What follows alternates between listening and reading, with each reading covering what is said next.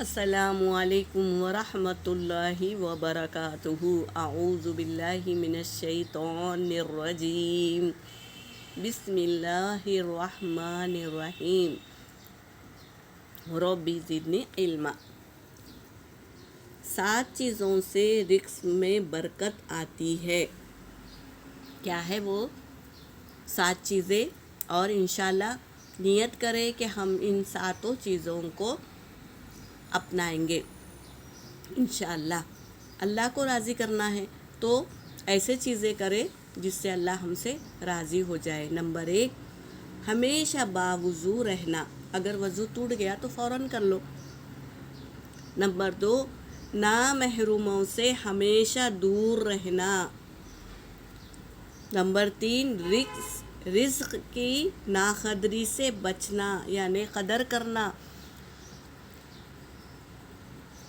Number 4، رشتہ داروں کے ساتھ اچھا سلوک کرنا۔ چاہے وہ ہمارے ساتھ کچھ بھی کرے لیکن ہم ان کے ساتھ احسان کا معاملہ کرنا۔ اللہ تبارک تعالیٰ احسان کرنے والوں کو پسند کرتا ہے۔ نمبر 5، جماعت ہونے سے پہلے مسجد پہنچنا۔ تو ہم اذان ہونے سے پہلے وضو کر مصلی پر اذان کا انتظار کریں گے۔ تو یہ ہو گیا جماعت ہونے سے پہلے مسجد میں پہنچنا، یعنی ہمیں اذان ہونے سے پہلے مصلی پہ وضو کر بیٹھ جانا ہے۔ اور سنتیں گھر میں ادا کرنا۔ مردوں کو سنت گھر پر پڑھ کر فرض کے لیے جماعت کے لیے مسجد میں جانا ہے، تو سنتیں گھر میں ادا کرنا۔ نمبر 7 کیا ہے؟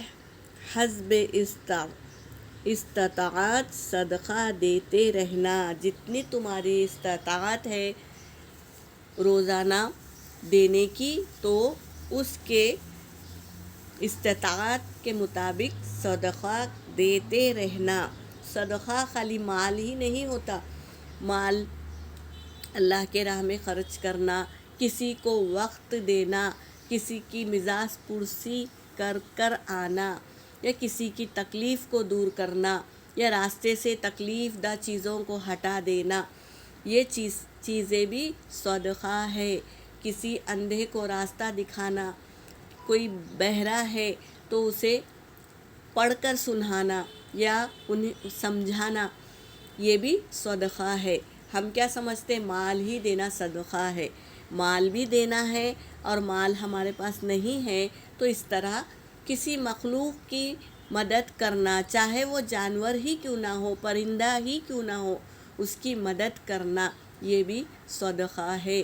کسی کو مسکرا کر دیکھ لینا، یہ بھی صدقہ ہے۔ تو ایسے کام کریں جس سے ہمارا رب ہم سے راضی ہو جائے اور ہم اللہ والے بندے بن جائیں۔